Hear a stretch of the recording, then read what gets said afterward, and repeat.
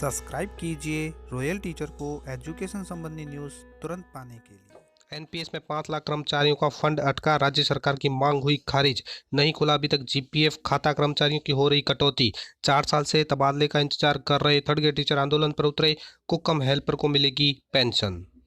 छह साथियों, सुख की बड़ी खबर की बात करें शिक्षा विभाग की खबरों की, तो आप सभी जानते हैं कि राज्य सरकार द्वारा राज्य कर्मचारियों के लिए जो 2004 के बाद लगे हुए कर्मचारी, उनके लिए एनपीएस को हटाकर ओपीएस लागू कर दी गई है। लेकिन एनपीएस को हटाकर जो ओपीएस लागू की गई है, उसमें अभी तक जो फंड है एनपीएस में, वो कर्मचारियों का अटका हुआ है। राज्य सरकार की मांग एक बार फिर से खारिज हो गई है केंद्र सरकार की ओर से। केंद्र सरकार का कहना है कि ये पैसा कर्मचारियों का है, नियोक्ता को नहीं दे सकते। बात करें आगे इसी के संबंध में, तो एनपीएस को हटा के ओपीएस लागू कर दी गई है। ओपीएस को लागू करने पर हमारे से ओपीएस की कटौती भी, यानी जीपीएफ की कटौती भी हो रही है। जीपीएफ की जो कटौती हो रही है, उनके संबंध में अभी तक कोई खाता राज्य सरकार द्वारा नहीं खोला गया है। बात करें कुक कम हेल्पर की, तो कुक कम हेल्पर को भी अब पेंशन मिलेगी, उसके लिए प्रक्रिया करनी होगी। साथ ही थर्ड ग्रेड टीचर ट्रांसफर के संबंध में बात करें, तो 4 साल से इंतजार कर रहे टीचर्स अब आंदोलन पर उतर आए हैं। जी हाँ साथियों, बात कर रहे हैं केंद्र और राज्य सरकार की लड़ाई में 5 लाख कर्मचारियों के 35,000 करोड़ अटके। एनपीएस पर गहलोत की मांग हुई खारिज। सीतारमण बोली, राशि कर्मचारियों की है, नियोक्ता को नहीं देंगे।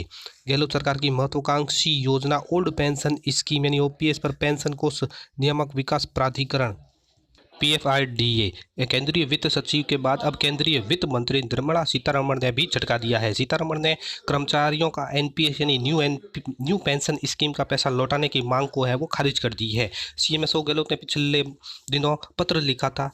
अब जवाब में पिछले मंत्री ने कहा है कि कानूनी रूप से राशि कर्मचारियों की है, यानी पत्र के जवाब आ गया है और कानूनी रूप से ये राशि कर्मचारियों के, इसलिए नियोक्ता को वापस नहीं की जा सकती, जैसा अन्य कर्मचारियों के लाभ के मामलों में होता है। केंद्र और राज्य सरकार की इस लड़ाई में प्रदेश के 5 लाख कर्मचारी है वो दुविधा में पड़ गए हैं। बात करें 3 हिस्सेदार, राज्य, केंद्र और कर्मचारी। तर्क है राजनीति में फंस गया है फंड।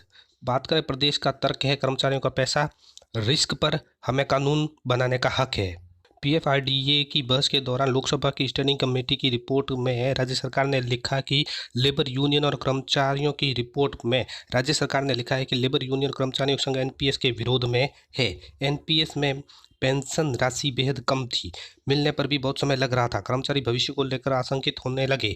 निजी क्षेत्र की जगह सरकारी नौकरी की तवज्जो देने की बड़ी वजह पेंशन व सामाजिक सुरक्षा थी। एनपीएस में सुरक्षा का भाव खत्म हो गया, प्रतिभावान युवा निजी क्षेत्र में जाने लगे। 2018 की कैग रिपोर्ट में कहा गया कि प्लानिंग इम्प्लीमेंट के स्तर पर सामाजिक आर्थिक सुरक्षा देने में एनपीएस विफल है। 2021 में नेशनल ह्यूमन राइट कमीशन ने इसके रिव्यू के लिए कमेटी बनाई थी। इसी के संबंध में बात करें केंद्र के जवाब का, तो केंद्र का जवाब है कि राज्य ने समझौते पर साइन किए, ये पैसा कर्मचारियों का है। वित्त मंत्री सीतारमण ने लिखा है कि राज्य सरकार ने जनवरी 2004 में अपने कर्मचारियों यानी कार्मिकों के लिए एनपीएस का विकल्प चुना। 2010 में प्रदेश एनपीएस ट्रस्ट के बीच समझौता पर हस्ताक्षर हुए। इसमें प्रावधान है कि राज्य सरकार पीएफआरडीए एनपीएस ट्रस्ट के सभी निर्देशों का पालन करेगी।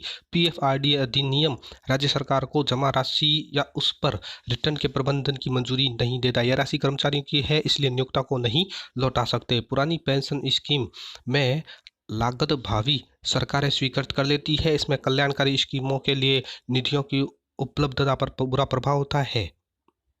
इसी तरह बात करें पॉइंट नंबर 3 की, तो कर्मचारी है दुविधा में, ओपीएस लागू, हमारे पैसे का क्या हुआ। कर्मचारियों की को चिंता है कि केंद्र सरकार और राज्य सरकार की लड़ाई में एनपीएस में जमा पैसे उनका क्या होगा। राज्य सरकार ने ओपीएस की इस शर्त पर लागू की है कि जो कर्मचारी ओपीएस लेगा वह एनपीएस के पैसे विड्रॉ नहीं कर पाएगा। यह पैसा राज्य सरकार जमा करेगी, इससे कर्मचारियों का जीपीएफ दिया जाएगा। केंद्र के इस इनकार से कर्मचारी न तो एनपीएस से लोन ले सकता है, न ही जीपीएफ खाते में कोई राशि है। राज्य सरकार ने जीपीएफ कटौती शुरू कर दी है, लेकिन पर्सनल अकाउंट अभी तक नहीं खोले। इसी तरह अगली खबर की बात करें कुकम हेल्पर को लेकर, तो कुकम हेल्पर को मिलेगी पेंशन, 55 रुपये अभी कटेंगे।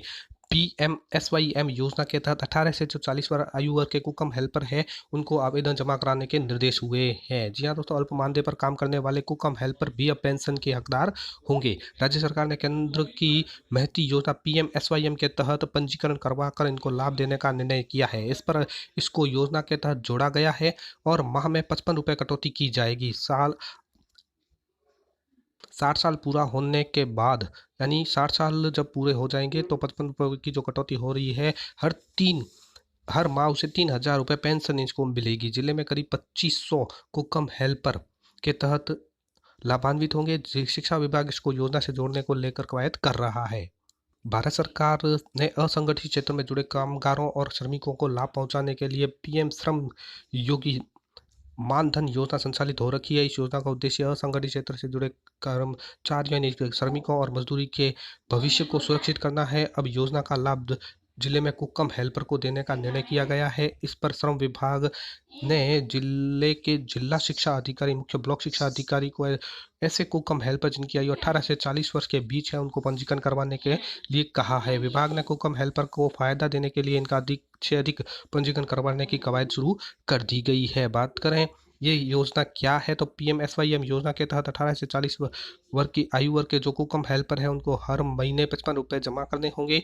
वहीं 29 सालों वालों को 100 रुपये और 40 की आयु वालों को स्कीम में 200 रुपये हर महीना निवेश करना होगा। इस स्कीम के अंतर्गत जिनकी आयु 60 वर्ष हो जाएगी तो उन्हें प्रति माह 3,000 रुपये पेंशन मिलेगी। आयु के आधार पर प्रत्येक वर्ष न्यूनतम 660 से 2,000 रुपये तक जमा कराए जा सकते हैं। यह योजना असंगठित क्षेत्र में कामगारों को सामाजिक सुरक्षा प्रदान करने के उद्देश्य से प्रारंभ की गई है।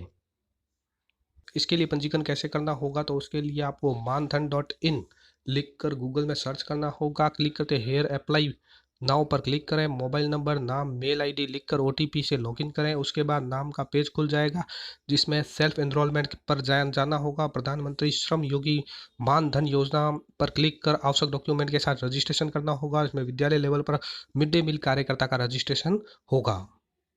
मुख्य जिला शिक्षा अधिकारी प्रारंभिक बाड़मेर यानी कृष्ण सिंह महचा का कहना है कि जिले में 18 से 40 आयु वर्ग के कुकम हेल्पर इस योजना के पात्र है। सभी CBO को निर्देश दिए गए हैं कि अपने अधीनस्थ विद्यालय में पात्रता वाले कुकम हेल्पर का पंजीकरण सुनिश्चित करें जिससे उनको योजना का लाभ मिल सके।